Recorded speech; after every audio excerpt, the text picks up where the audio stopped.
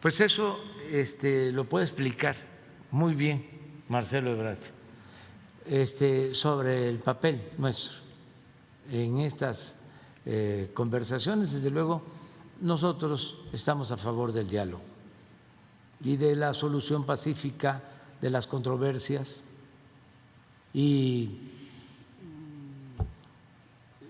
nos gustaría que se llegara a acuerdos y que no se utilizara la fuerza por el bien del pueblo hermano de Venezuela.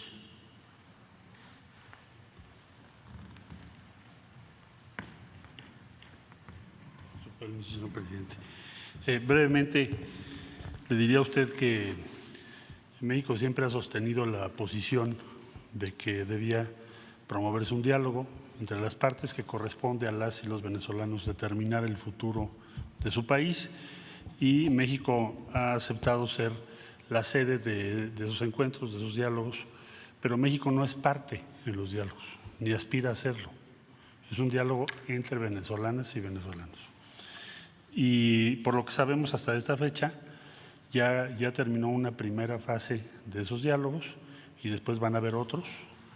Y México ha garantizado que continuará siendo un país respetuoso, solidario y neutral en esas conversaciones. Nuestro ánimo, nuestro objetivo estratégico, y aquí creo que hablamos por otros países de la comunidad latinoamericana y caribeña, es que ojalá haya una serie de acuerdos que permitan que Venezuela pueda continuar su camino sin sanciones y con plena reconocimiento de toda la comunidad internacional. Y ojalá que eso se logre. Canciller, ¿facilitarían ustedes el diálogo entre Estados Unidos y Venezuela entonces? No nos corresponde. El diálogo que está llevándose a cabo ahora es entre las partes, es decir, entre venezolanas y venezolanos. Lo que digo es que en un futuro, si esas conversaciones avanzan,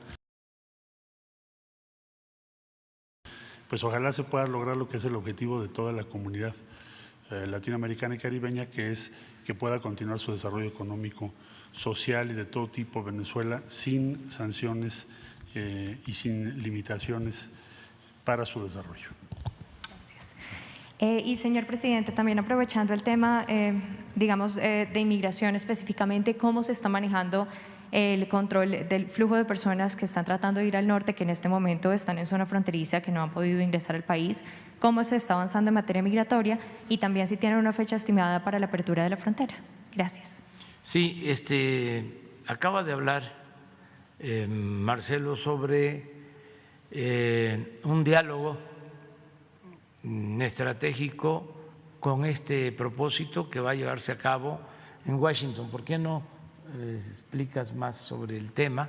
Creo que eso responde tu pregunta, lo que va a exponer el secretario. Sí, por su permiso, señor presidente, el diálogo económico de alto nivel no se había llevado a cabo desde 2016, se había suspendido. No lo encabezan los presidentes, nunca lo han encabezado los presidentes, lo encabeza por parte de Estados Unidos la vicepresidenta y por parte de México, en este caso los secretarios, la secretaria de Economía, secretario de Relaciones Exteriores.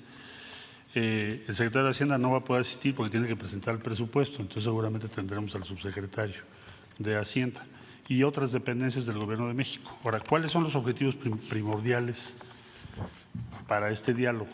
Uno de ellos tiene que ver con el desarrollo en el sur de México.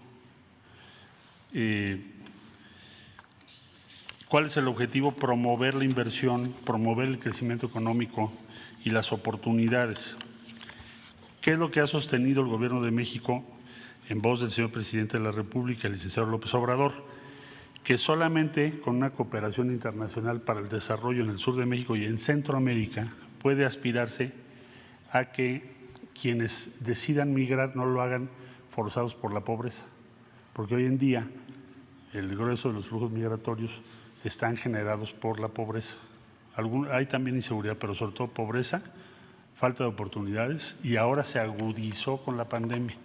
Estamos viendo flujos migratorios, no solo en el caso de México, sino de varios países, de la región y en otras partes del mundo grandes flujos migratorios que están siendo producidos por el impacto social y económico de la pandemia. Entonces, en síntesis, 9 de septiembre tendremos este diálogo. Pensamos muy oportuno porque Estados Unidos acaba de anunciar su paquete de inversiones sin precedentes. Estamos hablando de trillones de dólares.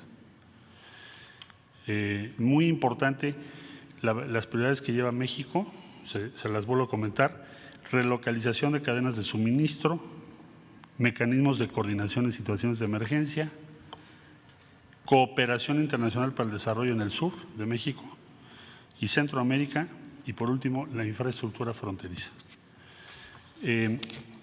Preguntaba usted sobre la frontera también, ¿cuándo se va a regularizar? Bueno, lo que nos han comunicado las autoridades norteamericanas, recientemente estuvo aquí el secretario Mayorkas, es que no van a poder hacerlo en el corto plazo como lo habíamos previsto en los dos países. ¿Por qué? Porque hubo un incremento en los contagios que se derivan no solo de la variante Delta, sino otros factores que ya explicó tanto el secretario como el subsecretario de Salud, y en Estados Unidos están en la misma circunstancia.